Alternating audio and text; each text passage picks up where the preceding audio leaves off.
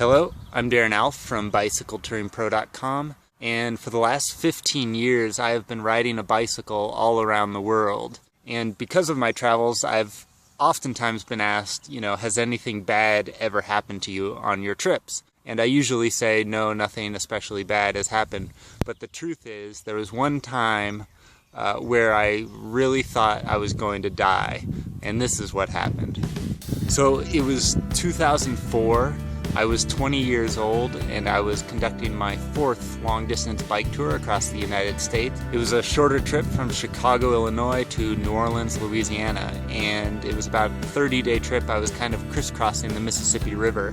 Really nice trip until I got to Tupelo, Mississippi, which is, if I remember correctly, the birthplace of Elvis Presley. And so I had actually checked into a motel that was right off the side of the highway.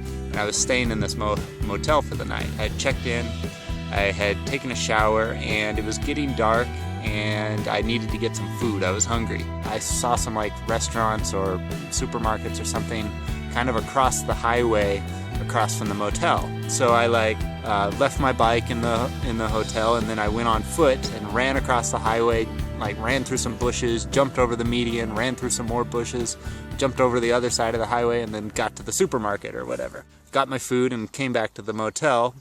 Everything was fine. I was eating. All of a sudden, my legs started getting really itchy. I had mosquito bites all over me and stuff, so I thought, I just got a mosquito bite or something. But then my legs started to swell up and get really pink, this weird pink rash. Took off all my clothes and jumped in the shower really quick, thinking, I'll wash off whatever it is that's making me itchy. But as soon as I got in the shower, my entire body just ballooned up, instantly almost. It was this weird pink rash, my skin doubled in size, basically. My face came out to here. I remember it, my scalp was the pressure on my head was really, really intense. I felt like the Incredible Hulk, the Incredible Pink Hulk, basically. And I knew in this instant that something was seriously, seriously wrong with me. At the time, the main thing that was running through my head was, I am going to look like this for the rest of my life, because I look so deformed and weird, weirder than I look normally. So my skin was just exploding pink, and the pressure was really intense, and I was having trouble breathing. So I picked up my cell phone and I called my parents. My dad is a doctor. I was hoping to get him on the phone. My mom answered. I said, Mom, something is really, really wrong with me. And I don't remember exactly what I said, but with my mom on the phone, just seconds after picking up with her, I went like this. And crashed completely butt naked down on the floor of the motel room where I was staying. I still had the phone in my hand, just like I do now. I was on the ground, probably just for a couple seconds, completely blacked out before I, realized where I was. All I remember thinking at this point was the maids are gonna come in and find me laying on the ground completely naked. I gotta put some shorts on. When I came to, I could hear my mom screaming through the phone on the other end, Darren! Sorry, Mom. But anyway, so I picked up with her, told her what happened, and she said, you gotta get to the hospital or something. So now I need to get to the hospital. I'm not even sure where it is or anything. Luckily, I knew I was in a town big enough to have a hospital. So I walked to the lobby of the hotel, and I tried to speak to say, I need to go to the hospital. Can you call a taxi for me? And I can't talk. If you've ever been scared for your life and you just can't say anything, that's exactly what was going on. I was fully conscious and stuff, but the words just could not come out of my mouth. I was completely petrified.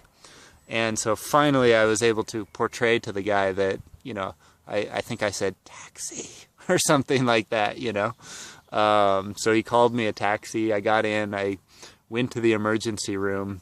When I got there, I still couldn't speak. I could barely say anything. I was just I can't breathe.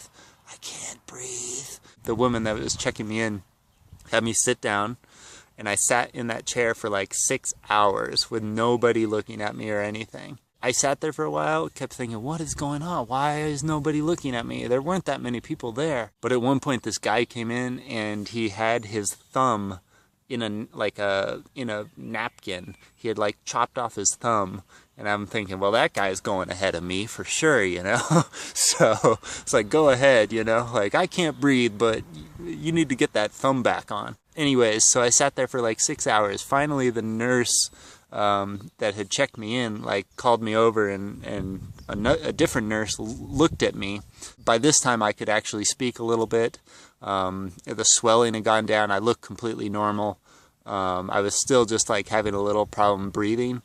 And she says, you know, I told her what happened, and she said, you know, do you have any allergies? And I said, not that I know of.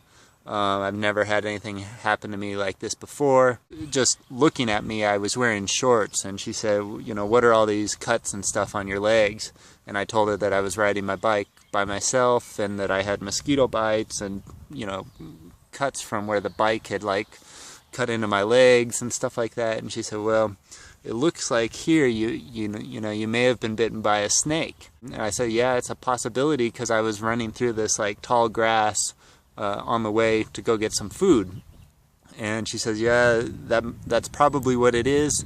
The only other thing I can think of is that maybe they sprayed some chemicals in that grass on the side of the road, and that you had a reaction to the chemicals. So she says, you know, wait a couple hours and we'll test you to find out what happened exactly. And so I sat there for a couple more hours and nobody was looking at me. And finally I felt good enough that I just said, forget it, like, I'm just gonna go. I didn't want to pay the hospital bill to have these tests done. So I left. I called the taxi and I went back to the motel, and the next morning I continued down the road. So that's it. That is the worst thing that's ever happened to me on my travels by bike. I think, you know, I've hesitated in telling this story for a long time simply because I don't want to turn people off from bicycle touring or exploring of any kind. But I think in the grand scheme of things, like, I've been biking for 15 years in like 50 countries all around the world, 50 plus, I lost track at this point. And there are a lot of crazy, wild things that I've done, but possibly getting bitten by a snake in Mississippi is the worst thing that's ever happened. Unless, of course, you count the time I had food poisoning in Swaziland, but that's like a whole different story. Thanks for watching, guys. Be careful out there. Watch yourself if you ever walk through tall grass. La rivedere. So here it is. This is the finished tent all set up with the rain fly on. This is the tail end here. And the back.